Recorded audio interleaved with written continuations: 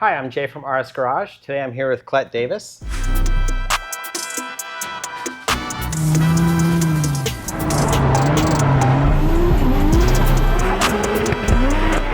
She's a Formula Drift racer, and we have a Brian Crowder 94mm stroker 2JZ going together. And when I met her over at LZ's, I was intrigued with the questions she was asking. She wasn't afraid to ask questions, and I like giving good answers. So we're going to put this engine together and field her questions as we go, and maybe even get her hands dirty. Let's do it.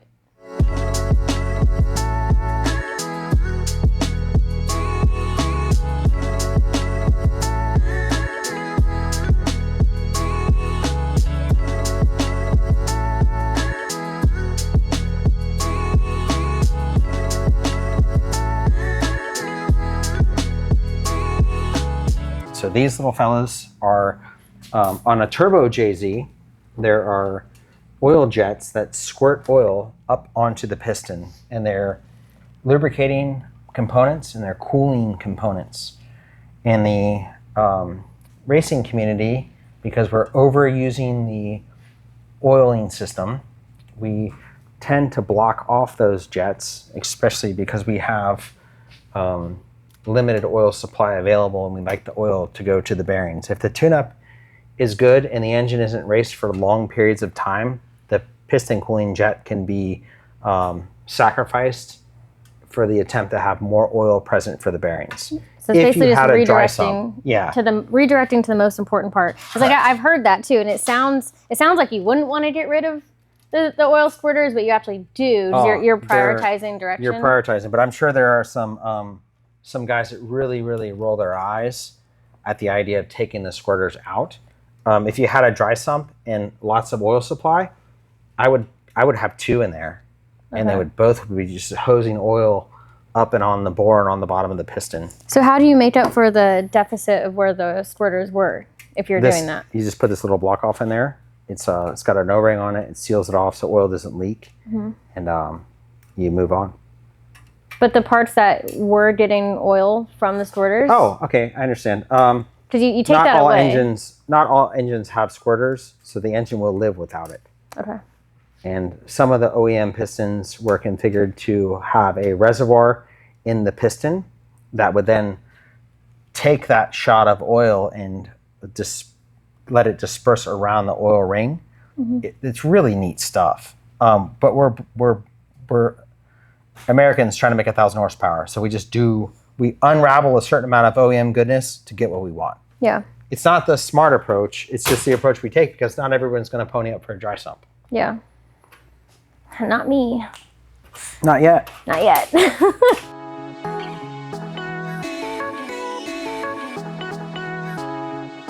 And you, without making a huge mess and running it down the bores, because this is a thick honey oil. This oil is designed to stay in place during cranking before the oil pump primes. So it has a purpose down here in the bearings, whereas you don't want a bunch of this on the cylinder walls, because the rings will have trouble scraping it off because it's such a thick oil. So you can apply oil to all 7 main bearings. What I normally do is I'll drip it on the edge, and then if my hands are clean and I haven't touched anything else, I'll wipe. See that? Not your friend. I'll wipe that. No, you gotta wash your hands. I'll wipe it around and make sure that everything's clean, and I don't just hose oil in there and make it all wet. It from the top yeah, down. like a little drip, and then work it around. So go wash your hands and come back to it. If you put a little bit here, gravity's going to take care of most of it. Yeah. And then you can just move it around. Work your way down the bearings and come back to that, and then if you need a ... you can ... but just going to have a oil all over the whole bearing surface. Okay.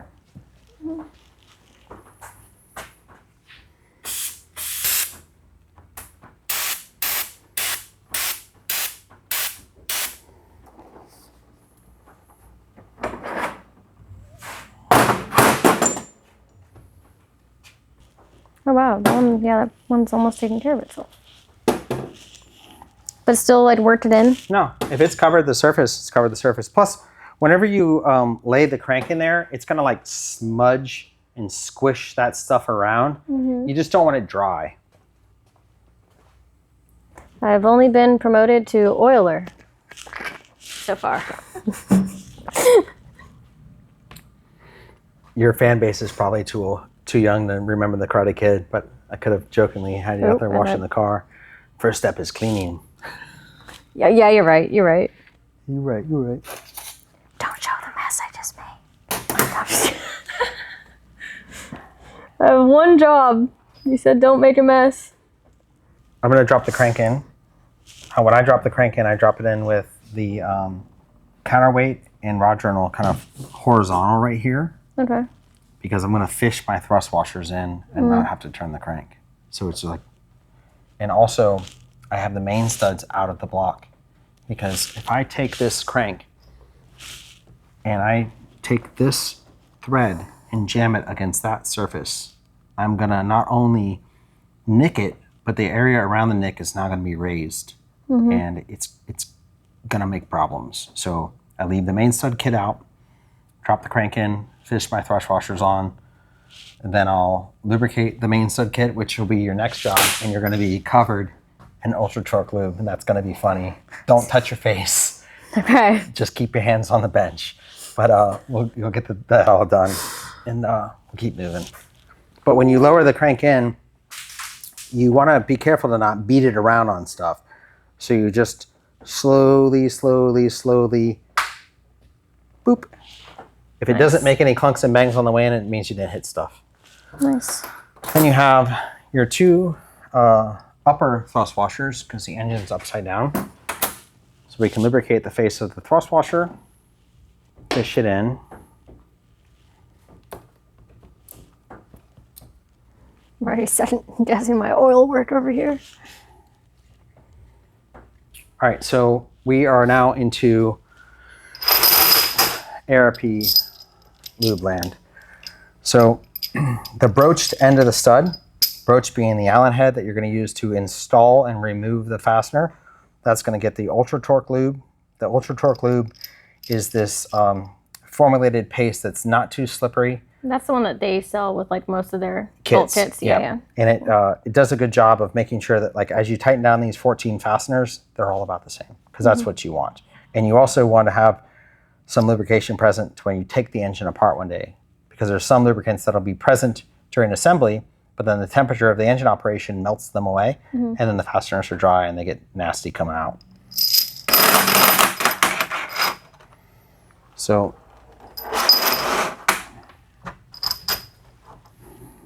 you've got to channel your inner Bob Ross. Do a little arts and crafts. Right. You're not trying to drench the thing in it, because you don't want a bunch of, you don't want to have an excessive amount. So less than what you did there, but you just kind of paint the threads and get them all covered. And then once they're all covered, if you give the fastener a spin with your fingers, you can kind of clean out the extra. Yeah. Okay? Thank you. And the bottom side of the threads are going to go down into the block. We're just going to put some oil on there, because it could be in there for years, and you want to make sure that if there was any corrosion or anything happening, different engines will have water in different places. This one's blind hole, but you still just put a little oil on there. That way it's got something on it.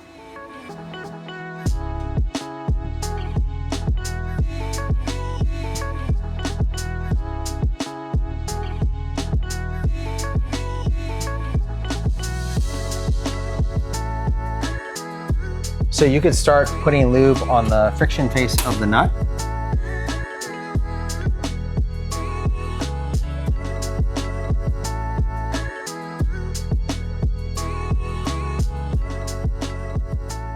We're gonna go over how the caps go in the block, because that's important. You have to tighten them in a certain way? Right? Yeah, we work them into the saddle evenly, because there's interference fit between the cap and the block. So you want to respect that as it makes its way from floating on the studs to entering the saddle. So you want to pull it down evenly and kind of walk it down. That way you don't, you can use this edge of the cap to chop off a sliver of metal, either off of the cap or off of the block. And then that sliver of metal it'll look like a piece of hair, but a piece of metal will then be lodged underneath something, and it doesn't compress. So you, part of the relationship between the cap and the block is making sure it has the right amount of preload or force. You know, this is thousandths of an inch larger than the entry. To So you get just that, kind of like, to get it to hold in place. It's Yeah. how the cap is located. So there are engines that have doweled main caps, mostly aluminum engines. Most cast iron engines are just the saddle and how it receives the main cap. So the caps have an orientation in both number and front to rear, and all caps, rod caps and main caps, are all going to be that way. You can't mix caps up. They all need to go in their prescribed home. These are all numbered. We'll save that one for last. The middle one? Yeah, goes the last? thrust cap. Because I have to fish the thrust bearings in at the same time. So Oh, I'll yeah. get my thrust bearing and its partner bearing, and then I'll hold the bearings by these little tangs. And because I've got the crankshaft out of the way, I can just slide that down. And I hold the bearings with my fingertips as it goes down, because the bearing can fall out of place, and if you're not careful or not experienced, you'll start tightening that cap down and you'll bend the bearing up, and then the crank doesn't turn, and you've got to, like, oh, something's wrong. So Yeah. you just, it's a lot of game of careful.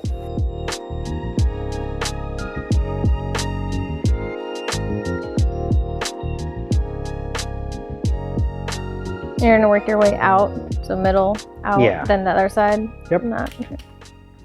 But that doesn't matter right now. That doesn't. You could work the cap down here and work your way back. Just habit. But you know, a lot of what you learn with different engine builders is everybody kind of has their own habit, Yeah. and it's like sock shoe, sock shoe shoe. Like, try to change the order, and some people just can't change the order. So Wait.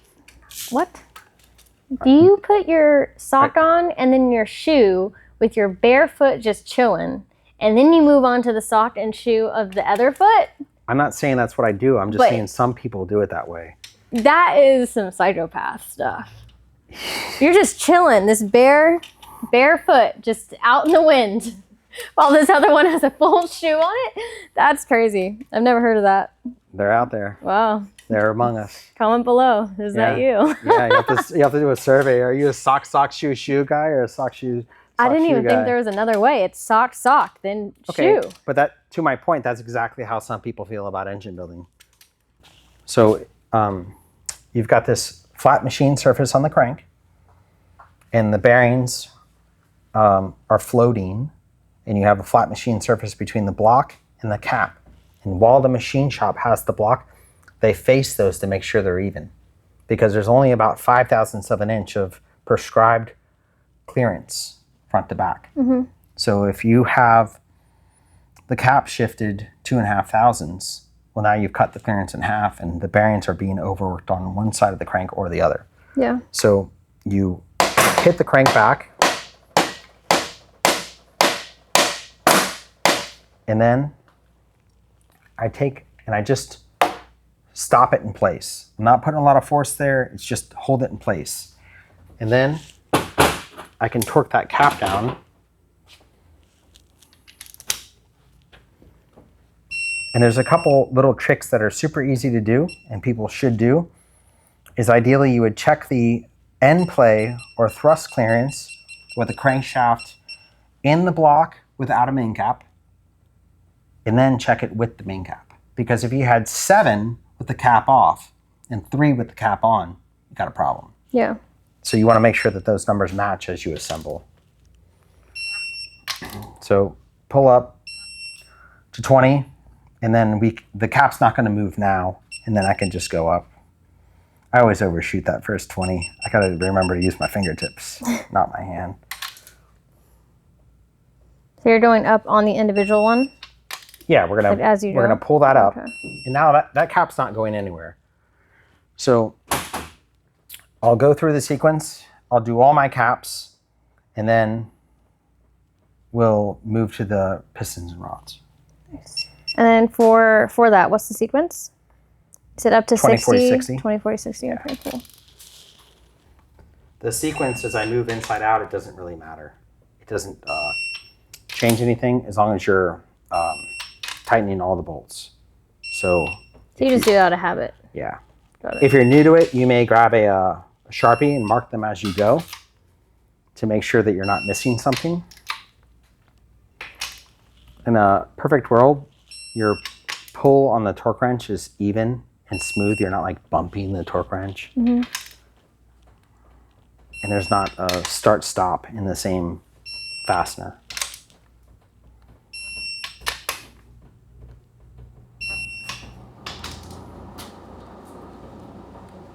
Now, when you turn this, you can feel that thick oil. So when I mock them up, I mock them up with automatic transmission fluid. It's very thin oil.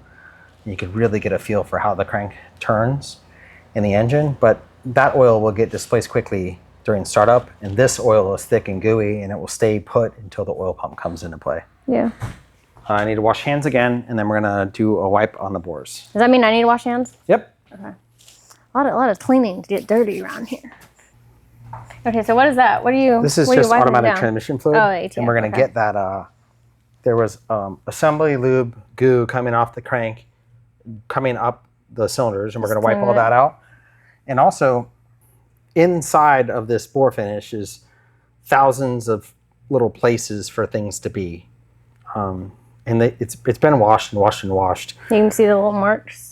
Yeah, inside of those little scratchies. Mm-hmm. And so you're doing two things. You're wiping the ATF and kind of rubbing it into all those little crevices before you put the pistons in, and you also have an opportunity to clean out anything that's in there, because the bores will start rusting very quickly. Like at my old place where I didn't have air conditioning, being in Florida, I mean, you really had to work hard with your timing between wash and oiling, because it was like rusting immediately.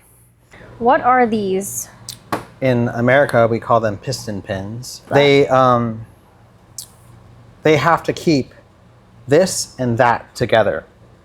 And as the force of this changing direction and the combustion force happening through combustion pushing down on this, this part exaggerated. This part wants to flex. Mm-hmm.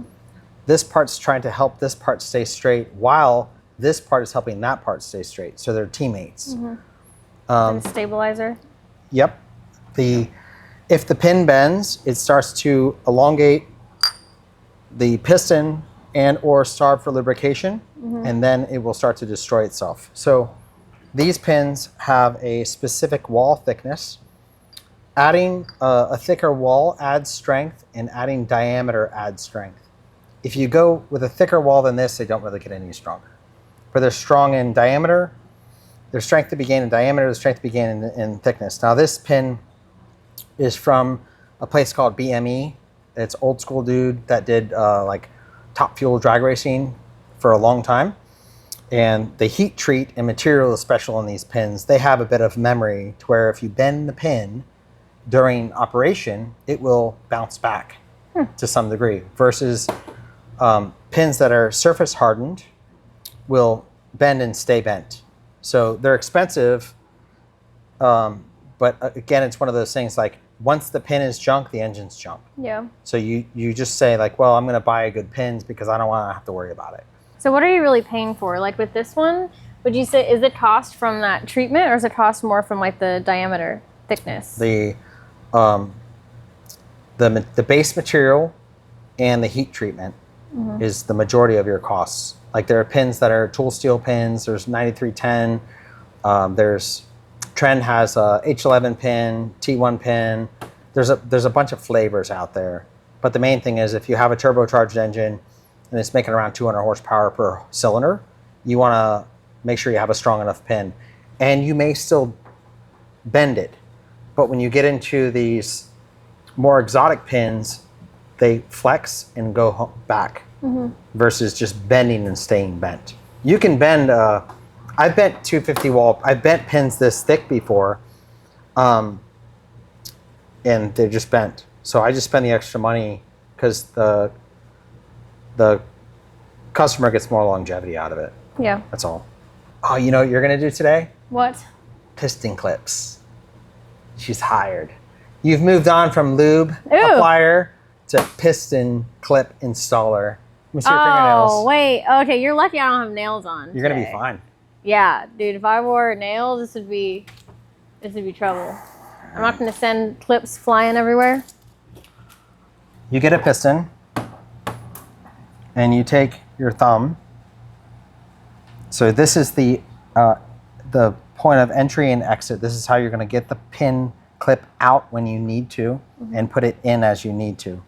So you face it to where there's a little bit of overlap. You don't want to try to put it in like this where the open part of the clip is not near the hole. So get that in a position like that, and then you push with your thumb, and then you take the clip, pin, and you roll it, and then you push down with your thumb, and you listen for that.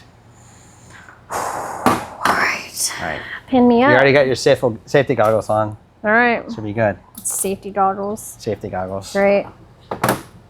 Oh, there's one on each side. Push it there. Lots of force with the thumb. Oh, lots of force with the thumb.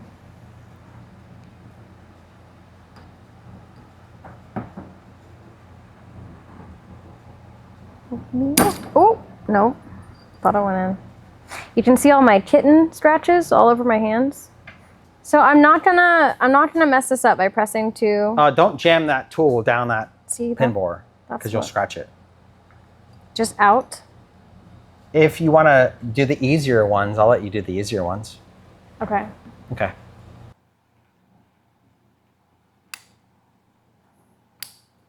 Yeah, you make that look so easy. Oh. Fired. Fired. Fired already. Back to lube tech. Yeah, no one got the Demoted. thumbs. Don't have the thumbs for that. Nope. Where did it go wrong? Weak thumbs. Weak thumbs, dude. Weak thumbs. I know I got weak wrists. I didn't know I got weak thumbs. Great. Wait. So now you said the other one? What's the other one? When the pin is already in, you don't have the liability of jamming the tool down the pin bore. Oh, okay.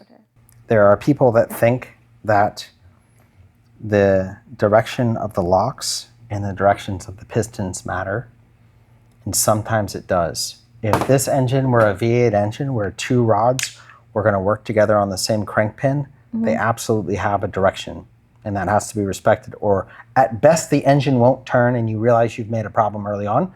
Worst case scenario is if there's just enough clearance that it can turn and it will eat parts on the way in.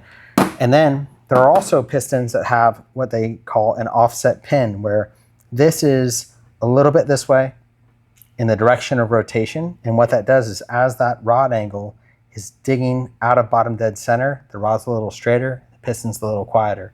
So that most would matter. Aftermarket pistons, if the piston or part is directional, they'll generally have an arrow, a dot, a notch, something to indicate.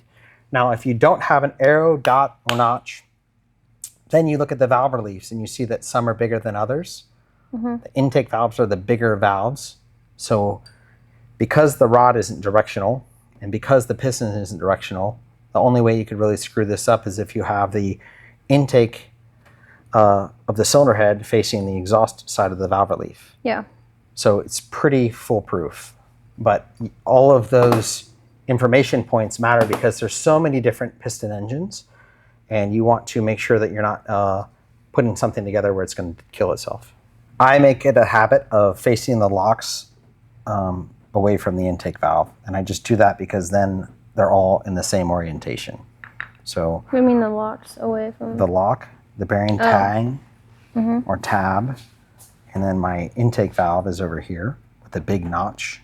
See the notch is down off the crown, and then you just fish these together, and then you put in the easy lock, because now you can't cram the clip down the hole. You just seat it down there in that groove. No, So you top first. can't cram it? No, now you can't because the pin will keep you from going too far. Oh, wait, I should probably said top first. Here, I'm gonna watch you do this first. Okay. So you're mindful. Oh, you can of already like put it in there. Okay. there, and then you push down with your thumb. And see how it's already starting to wind its way in, and then just boop. Nice. And then you look at it very closely because if one of these falls out, you've got major problems happening in your life. In your life. Yeah. And if you mess this up. They're just going to be major problems in your engine, but at the time you'll feel like they're in your life. I still don't know if my thumbs are thumbing enough. I don't think I have the thumb strength. It's kind of sad. Oh, there we go. If I put my whole body into it. But you're not in all the way. It's not in yet. Listen for the noise. But good job. You didn't even shoot it across the room. There's the noise. It did take my whole body and my thumb strength to get that in there. I need I don't know, is there thumb workouts I can be doing? Maybe. Okay, 2. Sweet. All right. Is that the last this one's one? yours. Okay. You're going to do number 1.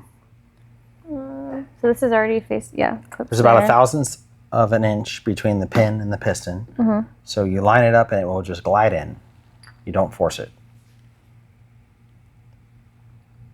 Okay. Now, hold the pin with your fingertip. Like this? Turn the part to where now you've got the part stabilized because you can't drop stuff. The part's stabilized and you've got the pin in your finger, and now you're going to take the rod and look at your intake valve position and face it away like that. Okay.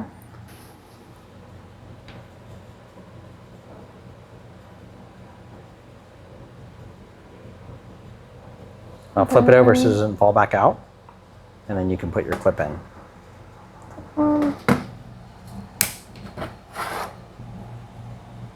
See, I don't want to... Okay, there we go. Okay. Yeah, there you go. We, at my old place, you'd get someone that sent pistons back, and you'd look at that part of the piston, it murder scene. Like, you don't know how the guy managed. He was like... I mean, I could understand how Right. one might resort to Right. trying to get that in there. I feel that. Well, most of it is you gain a feel for this stuff over time. You know? Yeah. So the pin will have a little bit of end play in here. You want to make sure the pin is floating. It's a free floating pin. A non-floating pin means it's fixed in the connecting rod and floats in the piston. And it doesn't require the clips, but performance engines are full floating pins. So you make sure that you got a little end play there. And what you're going to get out of that, if it doesn't have play, and you're like, that's weird, you can take a socket and a hammer and just boop the pin in one direction and boop the pin in the other direction, and that will make sure that the clip is seated in the piston. Because it even though it popped in, you have the opportunity for stacking tolerances, and you want to make sure that everything is full floating. I think this looks a little nicer on the thumbs. Yeah, these have a good memory, so moving them around and installing them by hand is not it's not a big deal. This fella works with these two and regulates the amount of oil that's on the bore, because there's oil splashing around in the engine. And this one is making sure that there's oil around, but not too much. This one is a Napier hook, and it has this hooked edge that as it's traveling back down the bore, it's scraping off excessive amounts of oil. So a Napier hook doesn't have to have a ton of tension to keep the cylinder clean as long as the oil's not too thick. And then this is a nitrated steel top, and this is our combustion ring. It'll go on last. This ring, you don't want to be bending because it will bend. This ring, you don't want to be flexing because it will break. All of these rings have this N, and N is going to face up. There are rings that aren't labeled. They may have a bevel. These are tricky, easy to put things on upside down, but they make it easy for you because you have this mark. So that's first facing up. Up. You don't want the the end of the rings in alignment is the short and dirty way to think about it. That makes sense. So you want to have them offset to each other. So if you put this one on, you want to make sure that it's not overlapped. It's got to be butted. So butt it, and then take this with the gap of this is facing up. I'm going to take this, I'll put the gap over there, and I'll just fold this around like so. And then I'll grab this one, Do on the other and side. I'll be over here and fold it around like so. And these rings, it's okay to give them some action. Those rings, it's not. You want to use the pliers. I've got a little bit of automatic transmission fluid on a lint-free towel, and I just kind of like rotate the ring around, kind of giving it a wipe. Now the ring is wet with a little bit of oil. It's going to pick up a little bit more oil when we put it in the bore, but it's not like drenched in oil. The rings don't work drenched in oil. And then I use the pliers, I spread them, and I use this index finger over here to line it up, and then I let it go. And then when I let it go, I float it around in the land and make sure it's free. Again, because if you have an edge down here, it's going to get sticky. It's not going to want to float. The lighter one is on top. Yep, Steel. the steel one. So you got your end facing up, index finger, get it lined up, and then just let it go, and it's in the land. And then you don't have to worry about orientation right now. We'll worry about it when we get closer to put them in the bores. Nice. All right.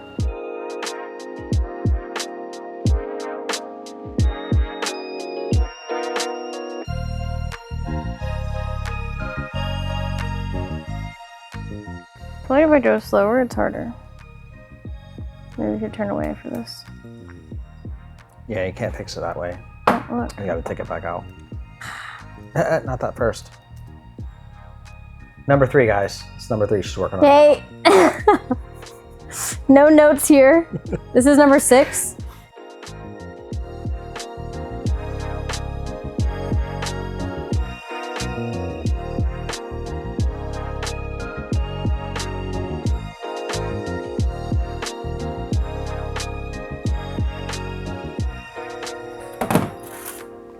Are you done? Yeah, Okay, I cool. think. All right, so you're gonna grab the Napier second ring, the black one, Dark ring on deck. face up. The end Face is up. facing up. And you're going to, the object of the game is to not spread this open as far as it will go. You Fair. only want to open the ring enough to get it on the piston. So give it a wipe. Most of the black isn't dirt, it's just the coating on the ring. But just give it a wipe so you got anything that's there is now off, because things will get down in that edge. Yeah. The edge is very small. So you give that a wipe, and then, And up. yep. Flip your hand over, you're gonna be in a weird spot in a minute. There you go. Oh. So just stabilize the part in that hand, and then, yep. And then this get is this the finger, top? yep, second ring. Second one. Okay. Get your index finger up because you're gonna use it to Oh, yeah. hold that. Stabilize.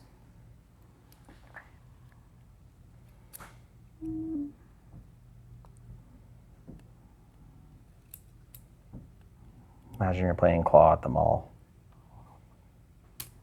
Oh, this came out. Oh no, not the noise, not the sound effects. May I request more grabbage? Oh, okay. Somehow we survived that one. Yep. It's not looking great for a second there.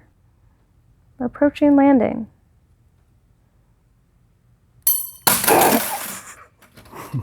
That was perfect. That's so great. Detached. I don't see, it never comes out for you. It's not true. I dropped one. Did you? Yeah. I don't believe it. Check the tapes. We're always going to take our rings and kind of drag them around in the ring land or ring groove and just make sure that it's smooth, because as you file the ring, Again, you can roll that material. So this is kind of a safety check. So this gives you an opportunity. As you go back over these 6, you're doing 2 things. You're looking at the line, the marks on the ring, N. Okay, I both got them up. And they're smooth in the part. And you go through and you check all of them. Because once you install them in the cylinder, you can't know anymore. You know, the clearances are pretty tight in there. But when the engine's in operation, those are going to dance. So a lot of people get bent up. Engine assembly stuff with novice builders and people that are just getting into it, they really get worked up on a few things. Ring gap, because it's within their control. They get all spun out on that, and ring orientation. Wherever you put these rings today, after you run the engine for a little while, they're in a different spot. Yeah. They're moving. So you'll take an engine apart and the ring grooves will be dead lined up, and somebody will be like, well, that's why my compression was low. And it's like, no, not really. The influences on compression are way more in the cylinder bore finish, the health of the ring, the shape of the ring. As you overheat parts, things change, blah, blah, blah, blah. But you just want to put it together to where the ends aren't lined up. Yeah. Yeah. Okay, so now we're going to move on to assembling or getting pistons and rods into the block. So what did you say? What compression were these again? 10 to 1. 10 to 1. And then what are where do you modify for compression? Here. Like the top? Oh, that's a great question. So check this out. Is it only the top on a piston too? No, there's other ways about it. Depending on the stroke of the engine and the combustion chamber, you may end up with a dome. Wow. Or depending on the stroke of the crankshaft in the combustion chamber, you may end up with a flat top. A lot of people think that flat tops are the best case scenario because the airspeed inside this chamber as things are happening isn't equal. Yeah. So there are some modern engines that the valves are very flat with the chamber and the piston is flat, and you could have like 14 to 1 compression. And there's also engines that, like there's some weird engines, I almost said dumb. There's some weird engines like an SRT4 where the piston looks like this, but it's this far down in the hole. It never comes up to the top of the cylinder, and it's a low compression piston, although it's got a dome. Weird. So what is that? This is a high compression. So look at the forging. If you look at the forging, see how much different. This is a lightweight NA piston. So you see how much less material in the pin piers and in the skirt. This is a lightweight NA high revving K series piston versus this is like turbocharged JZ, lots of boost, lots of abuse. Gotta have a lot of material, gotta be tough to last the time. So this is the main factor. That it is the face. That is the stroke of the crankshaft, because the further the piston moves up and down the bore, the more compression the engine can have.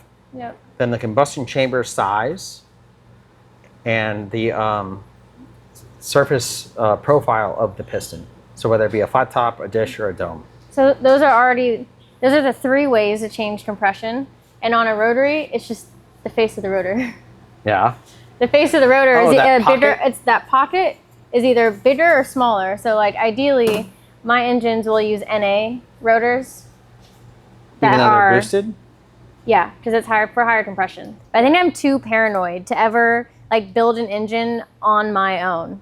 Like definitely one day I just want to assemble a 13B on my own, but I feel like I'd always be like, well, does that feel right? Does that look right? Can someone with the feel come in here and just do the feel thing and make me feel better about it? I don't know. This is tedious stuff, man. Yeah, it's funny like that. Yeah. And we have this handy dandy, simple to use ring compressor. Okay, very nice. Flip this guy over. Get some oil on it. And then you come over to the bore. Intake side of the engine gets the big valve reliefs. That's the connecting rod hitting the crank. Little bounce back and forth. I might struggle with this. And then feed it down real slow and it'll align itself onto the crank pin. And then the thumbs. And then the thumbs. Yeah, it's all the thumbs. So again, all in any caps and orientation, they all have to go on their partner component in the right direction. So the tangs are going to face the tangs. So you put that together and just start the bolts. Tangs face tangs. No, want me to do this one? Tangs face tangs. Tang, right? Yep. Just want to protect the underhead. You know, as the rod bolt tightens onto the rod, it there's load-bearing areas, you know, throughout the threads, right? And then there's the underhead of the bolt and the face of the rod. So you want to make sure that's lubricated because titanium is kind of tricky, and it will it'll kind of like wad the surface up if it's not lubricated. So you just make sure that you have lube there and tighten those up.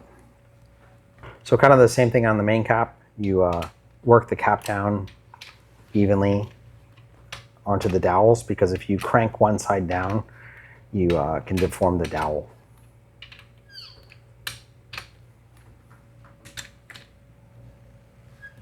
Hear that squeak? I don't like that at all. Don't it. Why not? That one had a little bit. I know. We're going to go back to it. The squeak is friction. You shouldn't hear a squeak.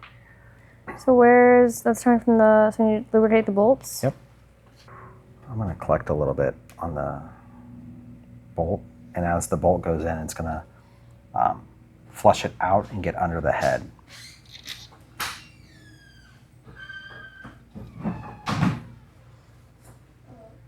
So that's what the squeak came from? What's up? That's what it came from? Yeah. But that squeak is going to turn into a creak. And that creak is the friction. And if you're fighting all that friction, how are you going to get the bolt tight without damaging something? See, it's not only about the feeling. Now you got to have your ears on. Oh yeah, you got to hear every tiny little noise.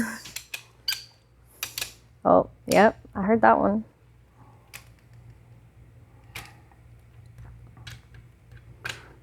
Okay. No squeak. 10 or 12 pounds, and then just one even pull.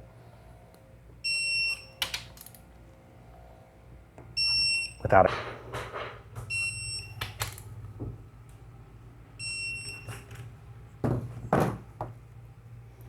See this little bit of play right here? When the oil is being pumped up out of the mains and then lubricates the bearing, it has to go somewhere, so it slings out of the sides. So as this is running, there's just oil shedding out of this little bit of clearance.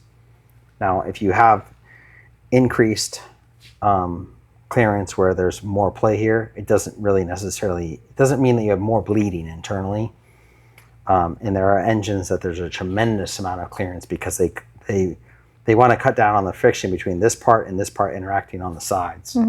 So there's some wild engines out there that have a ton of clearance there. Is this normal? Yeah. Like that amount? Yeah, you want to have like a minimum of 15 thousandths. But if you had 25 thousandths, there's no crime. Yeah. Most parts in an engine, too little clearance gets you in big trouble. Yeah. Too much clearance is often going to be okay. Within limits. So you're going to index and thumb your ring gaps.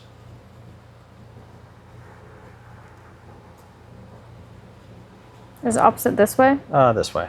This way.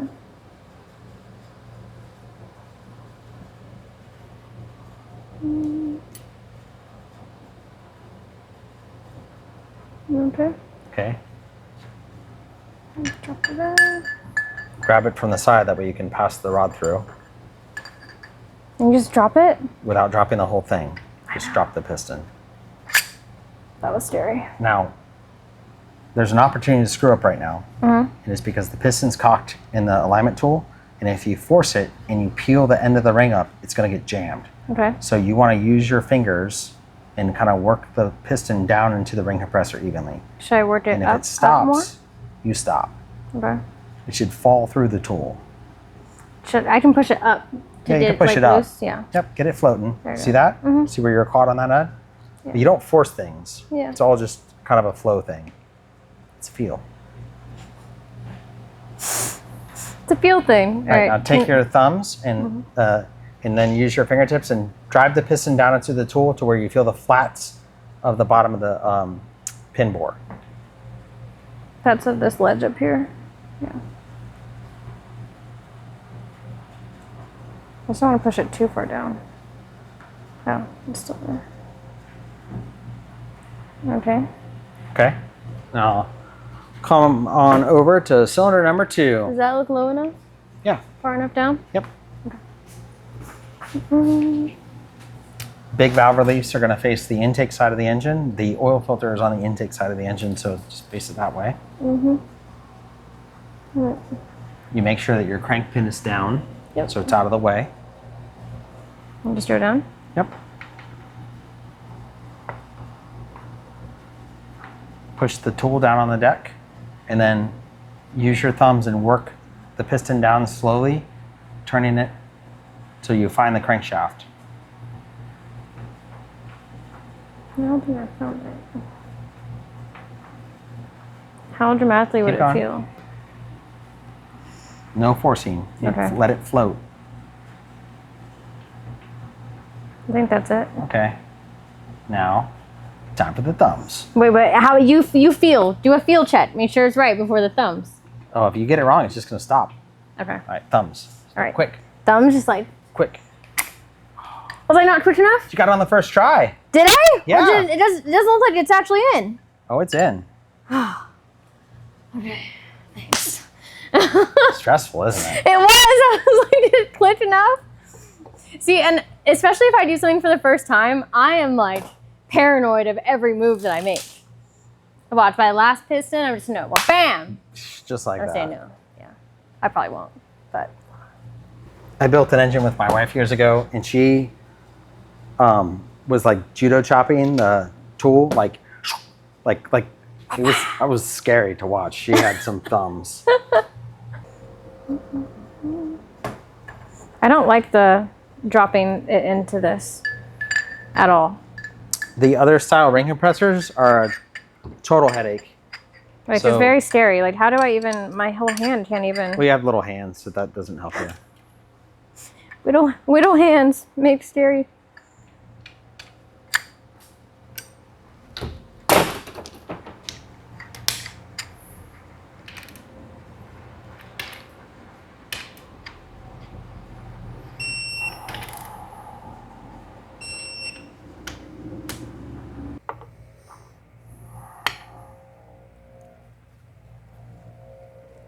So feed it down, and you're jiggling as you feed it down. You're going to find the crankshaft.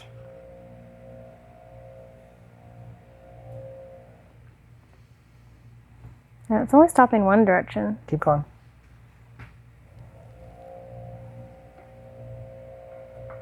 Did it stop? You feel it?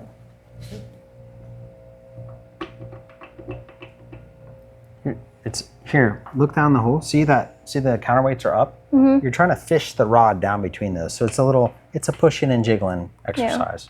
Okay. All right, and then Thumb time? speedy thumbs. Okay, now you're adding speed into pressure. it. I know. It's just like this.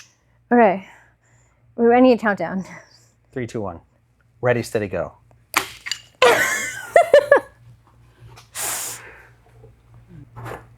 So I realized maybe I don't need to do the droppy boy. Can I like support him? You could on put his the journey rod down? on the. Jeez Louise. What? Got some therapist talk going on here. Put the rod on the table and bring the tool up to the piston. What's wrong with supporting him on his journey down? Is that too much? You just want to throw him in the deep end? You're going to throw him in the you're deep just end. Try said something about braking period Come on. at the track. Okay. Yeah, you could put the rod on the table and bring it up that way. It'd be fine. Yeah. Okay. That's less stressful for me. You know, just work him in, give him some time. You know. Familiarization period. Slow down. Slow. Slow. You shouldn't hear any sounds. Oh, You should just.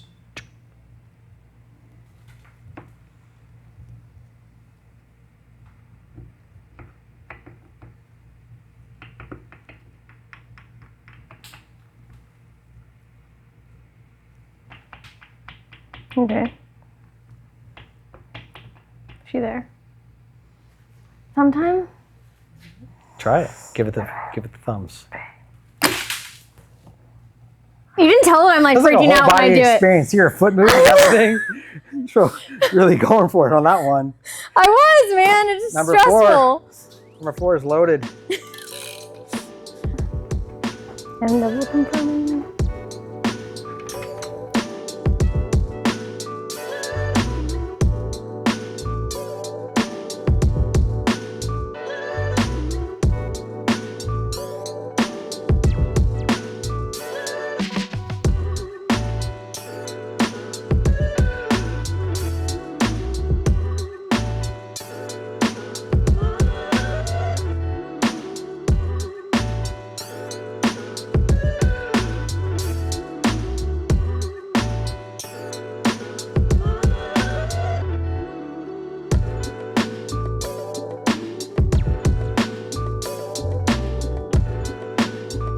Time. Bottom end. Yeah. Done. That's done. Complete. Yeah.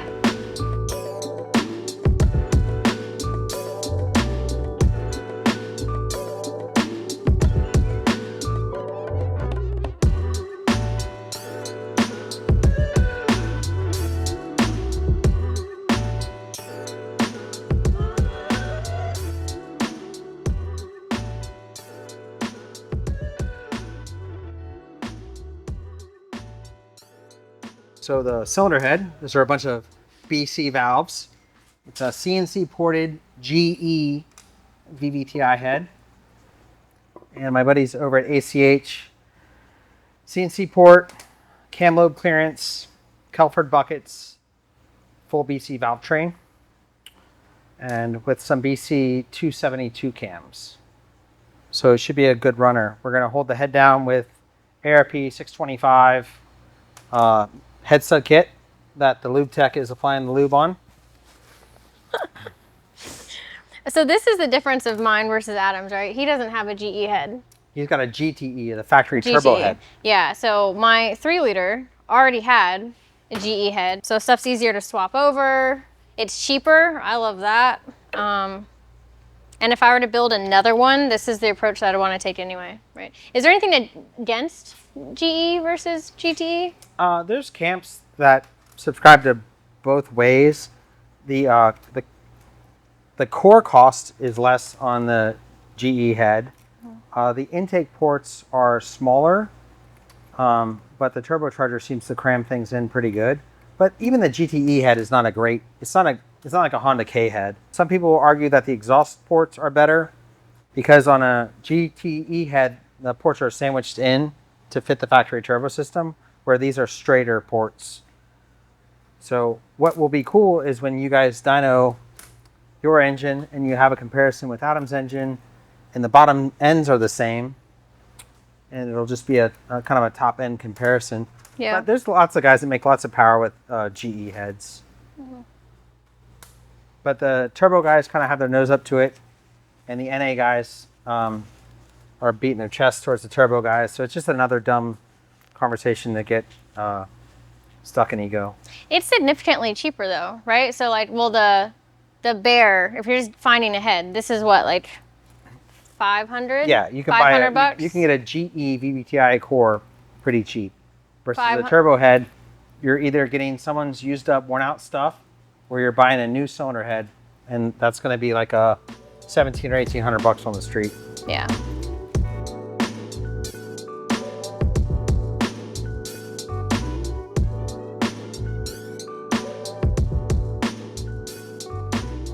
Oh gosh. Spinning away.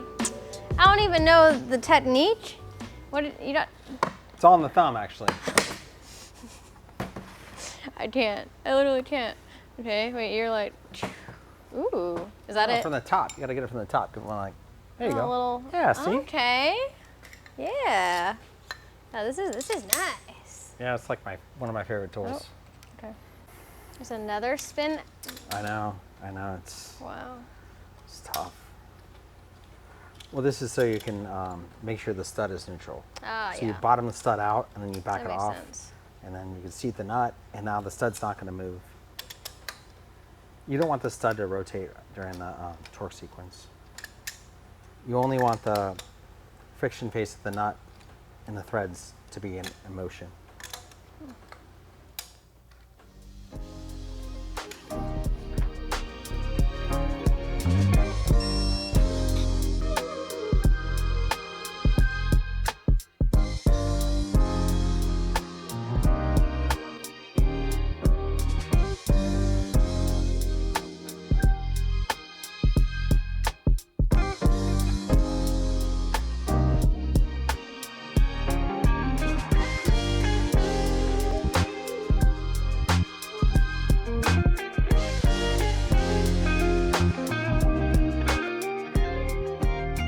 BC cams, baby.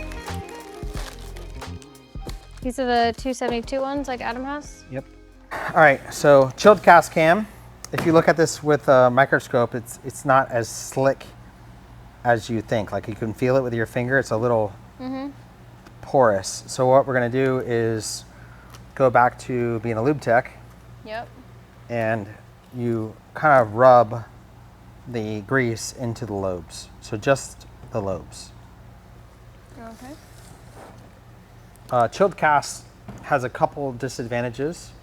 One of them is if we drop this on the ground or throw it, it will probably break in half because it's not strong in that type of material. The second is not so much in these engines, but in domestic engines, like if your uncle had a Camaro with a small block Chevy, if the lubrication isn't good at low speed when the camshaft is new, it will wipe a lobe. So it will kind of like disintegrate a lobe. Yeah. It's like a spun bearing for your valve train. But these engines are pretty trouble-free, and as long as you use a new bucket and you start the engine up and your valve train is set up correctly where there's no coil bind and you're just trying to cram metal together, they're very, very reliable systems. And because the chilled cast material kind of loans itself to being more open to trauma, like when you're on the rev limiter and you're banging the rev limiter, the valve train's all just pissed off and in a hysteria, you can smack a bucket into a chilled cast lobe and it will kind of like wipe material, but it won't just start digging material out. Like you guys had some buckets on Adam's car that were in trouble, where the steel cam was wanting to eat the bucket up. Oh, they're the billet ones. Yeah, that type of stuff doesn't happen with these. Yeah. And then specifically, what are like the main talking points for the BC 272 cams that we got going in here? Like, was that it essentially? Like, it's not that it's that it. It's that because of the operating range that you guys run the engine and how you run the engine, you'll sacrifice a little bit of top end power for a little bit of middle response. Yep. So that's how you land on these cams. The guys that are into pure power, they'd move to like a BC 276, and that cam is like it's the biggest cam they make, and like you can go 6s in the quarter mile with it. It's all good.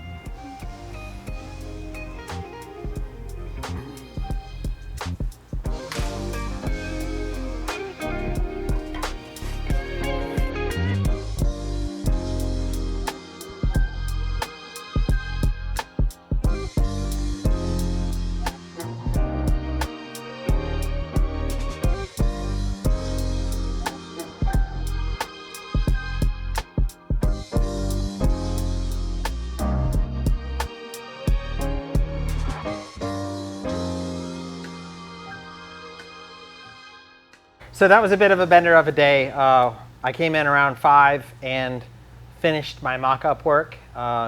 Collete showed up at 9, 10? 10, yeah. 11. And it was cool. Engine went together well. Did you learn anything? I learned so much. I feel like this is just, it's such an art form, and especially knowing like every little tiny detail matters. We learned what feels to look for. We also Right. learned what sounds you do and don't want to hear. And I'm just honestly so pumped. Like this is my absolute dream setup, dream spec, and I can't believe I'm about to have this in my Pro FD car. So thank you so much. And I am so excited to get this thing ripping. Yeah, no big deal. Thanks to the guys at BC for supplying us with some killer parts, and we'll have some fun with it. Yeah. Oh, she didn't know this, but she's going to take my older kid sideways at the compound. Yes. As a, she's never done that before, so that'll be kind of a cool thing. Yay. Get out there. For those of you that haven't seen where LZ is located, they've got this space that you could slide a car around at work. It's a huge cheat code. So I know that Google has their playroom, but the LZs have their playroom too. So After the proper break-in after the break-in period. mileage, of course. Yeah. After that, we will Yeah. slide it. Yeah. Yep. So hope you guys have enjoyed the video. Thanks, and we'll see you next time.